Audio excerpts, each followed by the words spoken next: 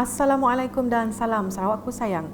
Buletin UKAS edisi malam 1 Mei 2021 bersama saya Vivi Emir Zaika. Tumpuan berita. Timbalan Ketua Menteri Datuk Amar Douglas Ugah Embas merangkap pengerusi Jawatan Kuasa Pengurusan Bencana Negeri JPBN Sarawak melakukan lawatan ke Pusat Sehenti One Stop Center di Dewan Masyarakat Kuching, Jalan Padungan pada Sabtu. Lawatan beliau adalah bagi meninjau pusat tersebut yang akan mula beroperasi pada Isnin 3 Mei 2021. Sejurus lepas lawatan, beliau mendengar taklimat dari Pegawai Kesihatan Bahagian Kuching, Dr. Eunice Melissa Joseph. Turut hadir Menteri Kerajaan Tempatan dan Perumahan Sarawak, Datuk Seri Profesor Dr. Sim Kui Hian, Menteri Muda Utiliti Datuk Dr. Abdul Rahman Junaidi, Datuk Bandar MBKS dan Pengarah Jabatan Kesihatan Negeri Sarawak, Dr. Chin Zin Hing. Berita seterusnya, Jawatan Kuasa Pengurusan Bencana Bahagian Sibu JPBBS memperhebatkan usaha untuk memutus penularan wabak COVID-19 di Sibu dengan mengadakan aktiviti pengesanan kes secara aktif ACD di zon Bahagia Jaya di beberapa zon di bawah pentadbiran Majlis Perbandaran Sibu. Saringan calitan ACD itu bermula dari 29 April sehingga 3 Mei di beberapa lokasi terpilih. Antara zon yang terlibat ialah Zon Tongsang, Bahagia Jaya, Permai, Jeriah, Rejang Park, Ulu Sungai Merah dan Taman Indah. Hari kedua ACD pada Jumaat menyaksikan lebih dari 294 penduduk dari Zon Bahagia Jaya Teku meliputi Jalan Teku, Jalan Terusan, Jalan Rantau Panjang dan Jalan Hock Huo datang melakukan saringan. Masih dengan perkembangan COVID-19, seramai 166 murid sekolah rendah Datuk Bandar Debak dan kira-kira 300 penduduk Kampung Bungi Debak menjalani ujian saringan COVID-19 bertempat di Masjid Darul Solihin. Ujian saringan yang dijalankan pada Jumaat itu berikutan terdapat salah seorang guru di SK Datuk Bandar Debak yang disyaki positif COVID-19. Penduduk yang hadir solat Jumaat dan solat sunat tarawih dari 13 hingga 27 April lepas juga digesa menjalani ujian tersebut bagi mengesan sekiranya terdapat penularan kes dalam tempoh tersebut. Susulan kes itu, kesemua masjid dan surau di daerah kecil Debak telah diarah tutup sementara menunggu hasil keputusan ujian saringan. Sementara itu, Adun Saribas Muhammad Raziz Hitam semasa meninjau lokasi ujian saringan turut menasihati penduduk kampung agar sentiasa mematuhi SOP yang telah ditetapkan oleh Pegawai Kesihatan dan sentiasa memantau anak-anak sekolah untuk terus berada di rumah sepanjang tempoh kuarantin tersebut.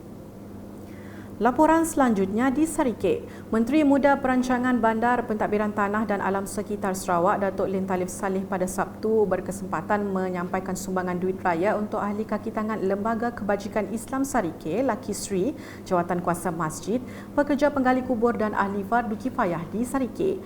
Dalam program itu, Datuk Lim yang juga Adun Kuala Rejang turut menerangkan serba sedikit tentang apa perancangan yang akan dijalankan oleh Laki Sri pada masa akan datang. Beliau turut menjelaskan punca kelewatan projek naik taraf Masjid Al-Mutaqin Sarike berikutan pandemik COVID-19 dan berharap semua ahli jawatan kuasa faham akan situasi yang berlaku. Sementara itu, pada Jumaat, Datuk Lim turut menyampaikan sumbangan sama kepada 935 golongan asnaf, mualaf, ibu tunggal dan OKU dari zon Tanjung Manis meliputi Kampung Belawai, Rejang dan Jerijih yang berjumlah keseluruhan RM46,750. Semua sumbangan diserahkan kepada ketua-ketua kaum dari Belawai, Rajang dan Jerijih untuk diagihkan kepada para penerima. Manakala di pusat dengan seramai 123 penduduk Kampung Sepinang dan Kampung Semarang menerima bantuan makanan sumbangan Ahli Dewan Undangan Negeri Adun Beting Maru, Razaili Gapo. Sumbangan tersebut bagi meringankan kesulitan yang dihadapi penduduk di kedua kampung itu yang sedang menjalankan kuarantin susulan penularan pandemik COVID-19. Agihan sumbangan telah disempurnakan oleh Wakil Razaili pada Jumaat. Dalam program berasingan, Razaili turut menyumbang kerusi roda menerusi wakil beliau kepada salah seorang warga emas di Kampung Sepinang. Sambil mengucapkan terima kasih kepada Razaili, keluarga kepada penerima, Nen Jali menyifatkan sumbangan tersebut amat bermakna untuk memudahkan pergerakan Nen yang kini sukar bergerak tanpa bantuan. Di Kabong, sebanyak 22 persatuan dalam Dewan Undangan Negeri berkenaan menerima peruntukan khas Perdana Menteri untuk kawasan Adun Kabong, Muhammad Syikadir berjumlah RM160,000. Antara pertubuhan yang menerima peruntukan tersebut seperti tertera.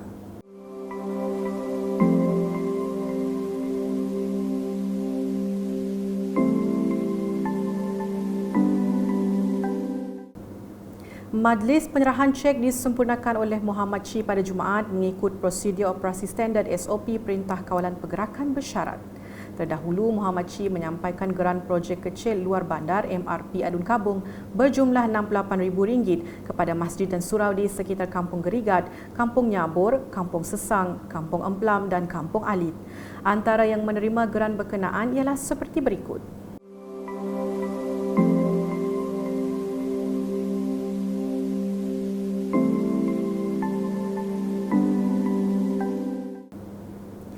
Seterusnya, para peniaga di Pasar Tani Sementara Kota Sentosa digesa menggunakan perkhidmatan aplikasi GrabMart dalam mempromosi serta menjual produk-produk jualan mereka. Adun Batu Kitang Lokit Chiang berkata, aplikasi GrabMart itu bertujuan membantu para penjaja mempromosi dan memperluaskan hasil jualan ke seluruh kawasan Kuching serta meningkatkan pendapatan mereka. Beliau menjelaskan demikian semasa melawat pasar tani tersebut bagi memperkenalkan perkhidmatan aplikasi GrabMart kepada para peniaga sayur-sayuran dan buah-buahan di situ pada Jumaat. Jelasnya lagi, proses permohonan untuk menyertai GrabMart adalah percuma dan para penjaja hanya perlu memiliki aplikasi akaun perbankan termasuk Sarawak Pay, Maybank Pay dan Boost. Dalam pada itu, Loh turut menyeru para peniaga menggunakan aplikasi GrabMart yang mempunyai pasukan sokongan dan akan membantu serta memberi tunjuk ajar menguruskan perniagaan mereka. Sekian edisi malam bersama saya Vivi Mirzaika dan kru penerbitan. Berita lebih lanjut boleh didapati di semua platform media sosial UKAS termasuk portal ukas.sarawak.gov.my dan pastikan anda subscribe UKAS Channel di YouTube. Salam UKAS.